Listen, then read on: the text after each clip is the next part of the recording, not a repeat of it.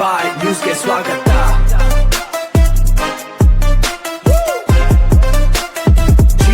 Jeevan news ಟಿವಿಗೆ ಸ್ವಾಗತ.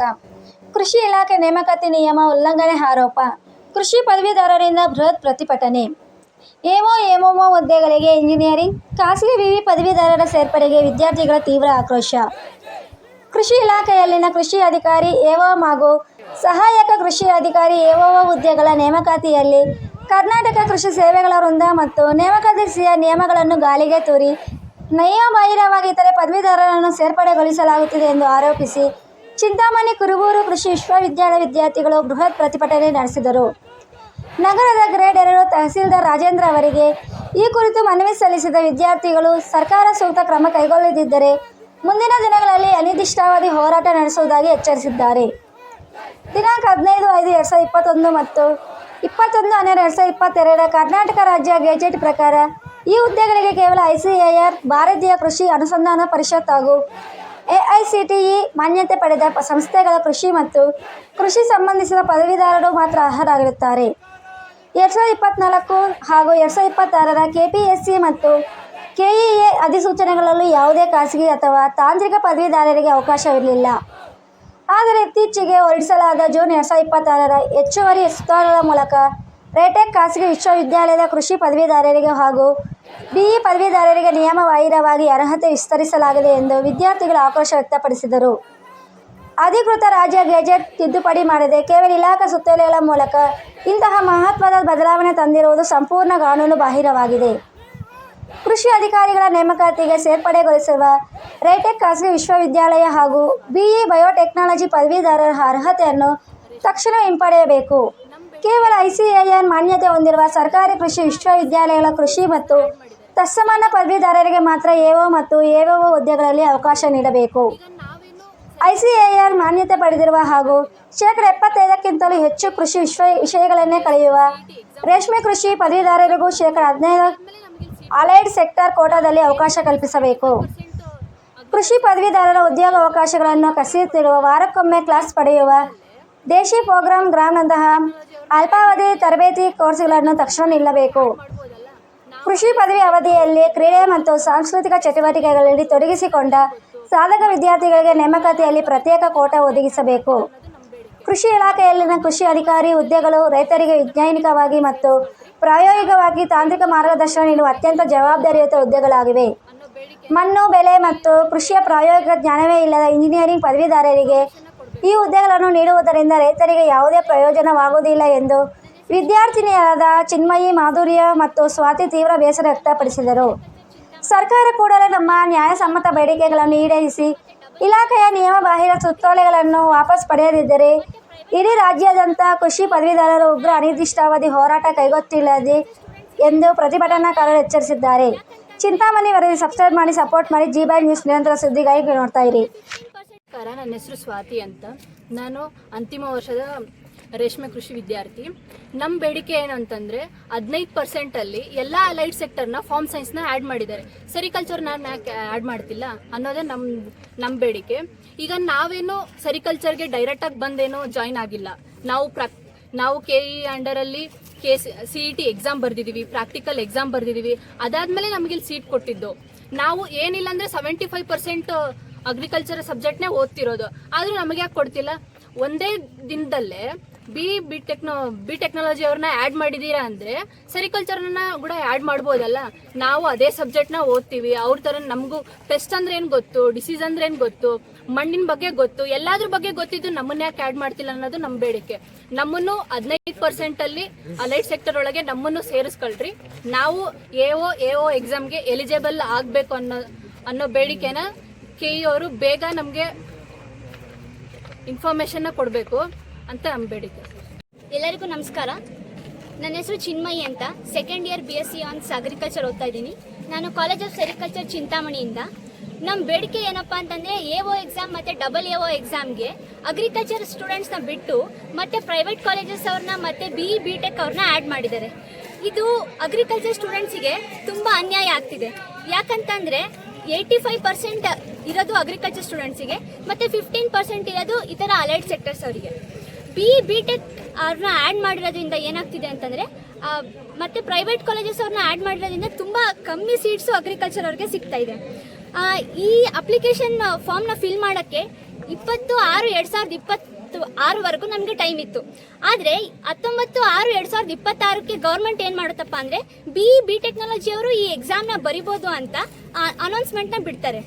ಒಂದೇ ದಿನಕ್ಕೆ ಅನೌನ್ಸ್ಮೆಂಟ್ನ ಬಿಟ್ಟಿರೋರಿಗೆ ನಾವು ಈ ಅನೌನ್ಸ್ಮೆಂಟ್ನ ತೆಗ್ದಾಕ್ರಿ ಅಂತ ಹೇಳಿದ್ರೆ, ಇವಾಗ ಆಲ್ರೆಡಿ ಎಲ್ಲರೂ ಅಪ್ಲಿಕೇಶನ್ ಹಾಕಿದರೆ ನಾವು ಒಂದೇ ದಿನಕ್ಕೆ ಈ ಅನೌನ್ಸ್ಮೆಂಟ್ನ ತೆಗಿಯೋಕ್ಕಾಗಲ್ಲ ಅಂತಾರೆ.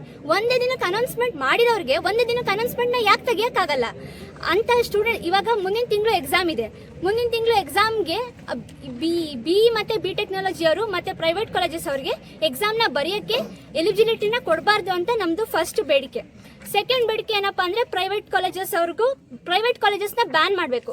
ಪ್ರೈವೇಟ್ ಕಾಲೇಜಸ್ ಅವ್ರಿಗೆ ಇವಾಗ ನಾವು ಎಲ್ಲ ಗೌರ್ಮೆಂಟ್ ಕಡೆಯಿಂದನೇ ಬರೋ ಫೆಸಿಲಿಟೀಸಿಂದ ಓದ್ತೀವಿ. ಪ್ರೈವೇಟ್ ಕಾಲೇಜಸ್ ಅವ್ರಿಗೆ ಮನಿ ಮಾತಾಡುತ್ತೆ. ಅವರು ಇವಾಗ ನಮ್ಮ ಕಾಲೇಜಲ್ಲಿ ನಾವು ತುಂಬ ರಾತ್ರಿ ಎಲ್ಲ ಓದಿ 8 CGPA ಇಡೋದು ಒಂದೇ.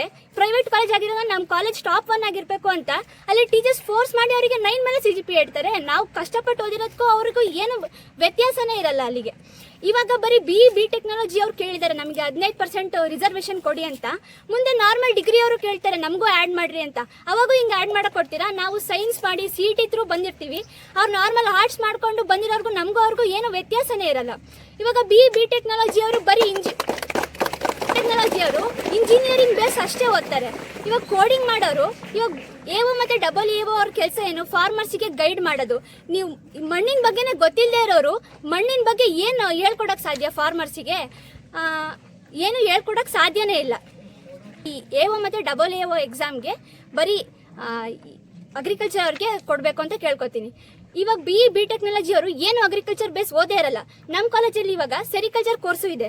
ನಾವೆಷ್ಟು ಅಗ್ರಿಕಲ್ಚರ್ ಬಗ್ಗೆ ಓದಿರ್ತೀವೋ ನಮ್ಮ ಕಾಲೇಜಲ್ಲಿರೋ ಸೆರಿಕಲ್ಚರ್ ಅವರು ಮೋರ್ ದೆನ್ 75% ಪ್ಲಸ್ ಅವ್ರು ಸೇಮ್ ಸಿಲೆಬಸ್ನ ಓದಿರ್ತಾರೆ. ಅವರಿಗೆ ಇಲ್ದಿರೋ ಎಲಿಜಿಬಿಲಿಟಿ ಯಾರೋ ಇಂಜಿನಿಯರಿಂಗ್ ಓದಿರೋರಿಗೆ ಯಾಕೆ ಬೇಕು ಎಲಿಜಿಬಿಲಿಟಿ ಅಂತ ನಮ್ಮದು ಒಂದು ಕ್ವೆಶನ್ನು. ಆಮೇಲೆ ಅವ್ರಿಗೂ ಈ ಎಲಿಜಿಬಿಲಿಟಿ 15%ಅಲ್ಲಿ ಅವ್ರಿಗೂ ಸೀಟ್ಸ್ನ ರಿಸರ್ವ್ ಮಾಡಬೇಕು ಅಂತ ನಾನು ಕೇಳ್ಕೊತೀನಿ. ಎಲ್ಲರಿಗೂ ಬೇಕು.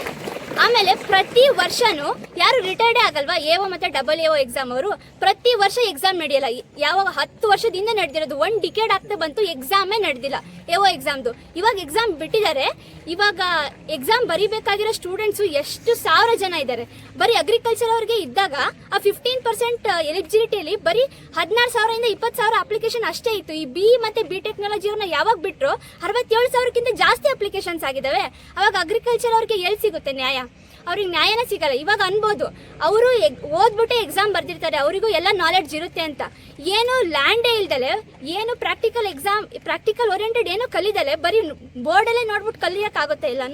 ಎಲ್ಲನೂ ಕಲಿಯೋಕ್ಕಾಗಲ್ಲ. ಪ್ರಾಕ್ಟಿಕಲ್ ಆಗಿ ಮಾಡಿರೋ ನಮಗೆ ಜಾಸ್ತಿ ಎಲಿಜಿಬಿಲಿಟಿನ ಕೊಡಬೇಕು ಅಂತ ನಾನು ಕೇಳ್ಕೊತೀನಿ. ನನ್ನ ಹೆಸರು ಸ್ವಾತಿ ಅಂತ. ನಾನು ಅಂತಿಮ ವರ್ಷದ ರೇಷ್ಮೆ ಕೃಷಿ ವಿದ್ಯಾರ್ಥಿ. ನಮ್ಮ ಬೇಡಿಕೆ ಏನು ಅಂತಂದರೆ 15%ಅಲ್ಲಿ ಎಲ್ಲ ಅಲೈಡ್ ಸೆಕ್ಟರ್ನ ಫಾರ್ಮ್ ಸೈನ್ಸ್ನ ಆ್ಯಡ್ ಮಾಡಿದ್ದಾರೆ. ಸೆರಿಕಲ್ಚರ್ನ ಯಾಕೆ ಆ್ಯಡ್ ಮಾಡ್ತಿಲ್ಲ ಅನ್ನೋದೇ ನಮ್ಮ ಬೇಡಿಕೆ. ಈಗ ನಾವೇನು ಸೆರಿಕಲ್ಚರ್ಗೆ ಡೈರೆಕ್ಟಾಗಿ ಬಂದೇನೋ ಜಾಯ್ನ್ ಆಗಿಲ್ಲ. ನಾವು KE ಅಂಡರಲ್ಲಿ CET ಎಕ್ಸಾಮ್ ಬರ್ದಿದ್ದೀವಿ, ಪ್ರಾಕ್ಟಿಕಲ್ ಎಕ್ಸಾಮ್ ಬರ್ದಿದ್ದೀವಿ. ಅದಾದಮೇಲೆ ನಮಗಿಲ್ಲಿ ಸೀಟ್ ಕೊಟ್ಟಿದ್ದು. ನಾವು ಏನಿಲ್ಲ ಅಂದರೆ 75% ಅಗ್ರಿಕಲ್ಚರ್ ಸಬ್ಜೆಕ್ಟ್ನೇ ಓದ್ತಿರೋದು. ಆದರೂ ನಮಗೆ ಯಾಕೆ ಕೊಡ್ತಿಲ್ಲ? ಒಂದೇ ದಿನದಲ್ಲೇ ಬಿ ಟೆಕ್ನಾಲಜಿ ಅವ್ರನ್ನ ಆ್ಯಡ್ ಮಾಡಿದ್ದೀರಾ ಅಂದರೆ ಸೆರಿಕಲ್ಚರ್ನ ಕೂಡ ಆ್ಯಡ್ ಮಾಡ್ಬೋದಲ್ಲ. ನಾವು ಅದೇ ಸಬ್ಜೆಕ್ಟ್ನ ಓದ್ತೀವಿ. ಅವ್ರ ಥರ ನಮಗೂ ಪೆಸ್ಟ್ ಅಂದ್ರೆ ಏನು ಗೊತ್ತು, ಡಿಸೀಸ್ ಅಂದ್ರೆ ಏನು ಗೊತ್ತು, ಮಣ್ಣಿನ ಬಗ್ಗೆ ಗೊತ್ತು, ಎಲ್ಲಾದ್ರ ಬಗ್ಗೆ ಗೊತ್ತಿದ್ದು ನಮ್ಮನ್ನ ಯಾಕೆ ಆ್ಯಡ್ ಮಾಡ್ತಿಲ್ಲ ಅನ್ನೋದು ನಮ್ಮ ಬೇಡಿಕೆ. ನಮ್ಮನ್ನು 15%ಅಲ್ಲಿ ಅಲೈಡ್ ಸೆಕ್ಟರ್ ಒಳಗೆ ನಮ್ಮನ್ನು ಸೇರಿಸ್ಕೊಳ್ರಿ. ನಾವು AO ಎಕ್ಸಾಮ್ಗೆ ಎಲಿಜಿಬಲ್ ಆಗಬೇಕು ಅನ್ನೋ ಬೇಡಿಕೆನ KE ಅವರು ಬೇಗ ನಮಗೆ ಇನ್ಫಾರ್ಮೇಷನ್ನ ಕೊಡಬೇಕು ಅಂತ ನಮ್ಮ ಬೇಡಿಕೆ. ನನ್ನ ಹೆಸರು ಅನೂಪ್ ಅಂತ, ಪ್ರಥಮ ವರ್ಷ BSc ರೇಷ್ಮೆ ಕೃಷಿ ವಿದ್ಯಾರ್ಥಿ. ನಾನು ಏನು ಹೇಳೋಕ್ಕೆ ಇಷ್ಟಪಡ್ತೀನಪ್ಪ ಅಂತಂದರೆ, ಬಯೋಟೆಕ್ಕು ಮತ್ತು ಆರ್ಟೆಕ್ ಯೂನಿವರ್ಸಿಟಿದವರು ಮತ್ತು ನಾರ್ಮಲ್ ಇಂಜಿನಿಯರಿಂಗ್ ಕಲ್ತವ್ರು ಅವರೇನು ಬೆಳಗ್ಗೆಯಿಂದ ಸಂಜೆವರೆಗೂ ಕಂಪ್ಯೂಟರ್ ಹತ್ರ ಕೂತಿರ್ತಾರೆ. ಕುಂತಾಗ ಅವರಿಗೆ ನಾಲೆಜು ಇದು ಫಾರಮ್ ಬಗ್ಗೆ ಅಲ್ಲಿ ಮಣ್ಣಿನ ಬಗ್ಗೆ ಅಲ್ಲಿ ಒಂದು ಹೇಳ್ಕೊಳ್ಳೋಷ್ಟು ಗೊತ್ತಿರಲ್ಲ. ನಾವು ಏನೋ ಕಲ್ತಿರ್ತೀವಿ ಮಾಡಿರ್ತೀವಿ ಅದಕ್ಕೆ ಅಂತೇನಿಲ್ಲ. ಬಟ್ ಇವರು ಅಲೈಡ್ ಸೆಕ್ಟರ್ಸ್ ಅಂತ ಇರುತ್ತೆ. ಅಲೈಡ್ ಸೆಕ್ಟರ್ಸ್ ಅಂತಂದರೆ ಅಗ್ರಿಕಲ್ಚರ್ ಅಲೈಡ್ ಸೆಕ್ಟರ್ಸು ಒಂದು ಫಾರ್ಮ್ ಸೈನ್ಸ್ ಆಗಿರ್ಬೋದು, ಒಂದು ಡೈರಿ ಸೈನ್ಸ್ ಆಗಿರ್ಬೋದು, ಫುಡ್ ಸೈನ್ಸ್ ಆಗಿರ್ಬೋದು, ನೆಕ್ಸ್ಟು ಸೆರಿಕಲ್ಚರ್, ಹಾರ್ಟಿಕಲ್ಚರ್ ಆಗಿರ್ಬೋದು. ಇದಕ್ಕೆ ಎಲಿಜಿಬಿಲಿಟಿ 50% ಎಲಿಜಿಬಿಲಿಟಿ ಕೊಟ್ಟರೆ ನಾವು ಏನೋ ಕೊಟ್ಟಿದ್ದಾರಪ್ಪ ಅಂತ ಹೇಳ್ಬೋದು.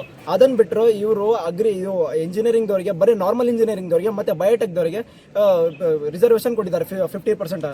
ಅದರಲ್ಲಿ ಇವರಿಗೆ ಕೋಡಿಂಗ್ ಮಾಡೋಕ್ಕೆ ಬಿಟ್ಟರೆ ಮತ್ತೆ ಏನೂ ಗೊತ್ತಿರಲ್ಲ. ಕೋಡಿಂಗ್ನ ತಂದು ಗಿಡನ ಬೆಳ್ಸೋಕ್ಕಾಗತ್ತಾ? ಏನೋ ತಂದು ಗಿಡನ ಬೆಳ್ಸೋಕ್ಕಾಗಲ್ಲ. ಸೊ ಅದಕ್ಕೆ ಅವರಿಗೆ ನಮ್ಮಷ್ಟು ಎಳ್ಳು ಕಾಳಷ್ಟು ಏನೂ ಗೊತ್ತಿರಲ್ಲ. ಸೊ ಅವರಿಗೆ ಸೀಟ್ನ ಕ್ಯಾನ್ಸಲ್ ಮಾಡಿಸ್ಬೇಕು. ನೆಕ್ಸ್ಟ್ ಏನಪ್ಪ ಅಂತಂದರೆ, ಈಗ ಪ್ರೈವೇಟೈಸೇಷನ್ನು ಕಾಲೇಜ್ ಎಲ್ಲ ಬ್ಯಾನ್ ಮಾಡಬೇಕು. ಏನಕ್ಕಪ್ಪ ಅಂತಂದರೆ ಅವ್ರ ಬಳಿ ಮನಿ ಮಾತಾಡತ್ರಿ. ಯಾಕಂದ್ರೆ ನಮ್ಮಲ್ಲೂ ಮನಿ ಮಾತಾಡತ್ತಿಲ್ಲ ಅಂತನಲ್ಲ. ಇಲ್ಲಿ ಎಷ್ಟು ಮಂದಿ ಹೊಸ ಮಂದಿ ರೈತರ ಕುಟುಂಬದವ್ರೆ. ನಾವು ದೇಶದ ಬೆನ್ನೆಲುಬು. ರೈತರ ಬಳಿ ಏನು ರೊಕ್ಕ ಇಲ್ಲ ಅಂತಿಲ್ಲ, ಅವ್ರ ಬಲ್ಲೂ ರೊಕ್ಕ ಇರುತ್ತೆ. ನಮ್ದು ಏನು ಇಂಟೆನ್ಷನ್ ಅಪ್ಪ ಅಂತಂದರೆ ಎಜುಕೇಷನ್ನ ದುಡ್ಡು ಮುಖಾಂತರ ನಾವು ತಗೋಬಾರ್ದು ಅಂತ ನಮ್ಮ ಒಂದೇ ಇಂಟೆನ್ಷನ್ನು. ಅದಕ್ಕೆ ನಾವು ಒಂದು ನ್ಯಾಯದಿಂದ ಹೋರಾಡಕತ್ತೀವಿ. ಸೊ ಅದಕ್ಕೆ ಇದಕ್ಕೆ ಸಂಬಂಧಪಟ್ಟ ಅಧಿಕಾರಿಗಳು, ನ್ಯಾಯದವರು, ತಹಸೀಲ್ದಾರು, MP, MLAs ಅವ್ರು ಬಂದು ನಮಗೆ ಸಹಕಾರ ಮಾಡಿ ನೆಕ್ಸ್ಟ್ ನಮಗೆ ಇಂಪ್ಲಿಮೆಂಟ್ ಮಾಡೋ ತನಕ ನಾವು ಸ್ಟ್ರೈಕ್ನ ನಿಲ್ಲಿಸಲ್ಲ. ನೆಕ್ಸ್ಟ್ ಏನು ಹೇಳಕ್ಕೆ ಇಷ್ಟಪಡ್ತೀನಪ್ಪ ಅಂತಂದರೆ, ನಾವು ಸೆರಿಕಲ್ಚರ್ ಸ್ಟೂಡೆಂಟ್ಸು 76%, 100%ಅಲ್ಲಿ 76% ನಾವು ಅಗ್ರಿನ ಓದಿರ್ತೀವಿ. ಫಂಡಮೆಂಟಲ್ಸ್ ಆಗಿರ್ಬೋದು, ಬಟ್ ಬೇಸಿಕ್ ನಾಲೆಜ್ ಅಂತಂದ್ರೆ 76% ನಾವು ಓದಿರ್ತೀವಿ. ಸೊ ಅದಕ್ಕೆ ನಮಗೆ AO ಮತ್ತು AA ಎಕ್ಸಾಮ್ಗೆ ನಮಗೆ ಎಲಿಜಿಬಿಲಿಟಿ ಮಾಡಿಕೊಟ್ರೆ ನಾವು ಏನಾದರೂ ಒಂದು ಇದನ್ನು ಮಾಡ್ಬೋದು, ಸಾಧನೆ ಮಾಡ್ಬೋದು ಅಂತ ನಮ್ಮದು ಅನಿಸಿಕೆ ಅಂತ ನಾನು ಹೇಳೋಕ್ಕೆ ಇಷ್ಟಪಡ್ತೀನಿ. ಸೊ ನಮಗೆ SEO ಸೆರಿಕಲ್ಚರ್ದವರಿಗೆ AO ಮತ್ತು AO ಎಕ್ಸಾಮ್ಗೆ 15% ಎಲಿಜಿಬಿಲಿಟಿ ಕೊಡಬೇಕು ಅಂತ ನಾನು ಎಲ್ಲರ ಹತ್ರ ಕೇಳ್ಕೊತೀನಿ.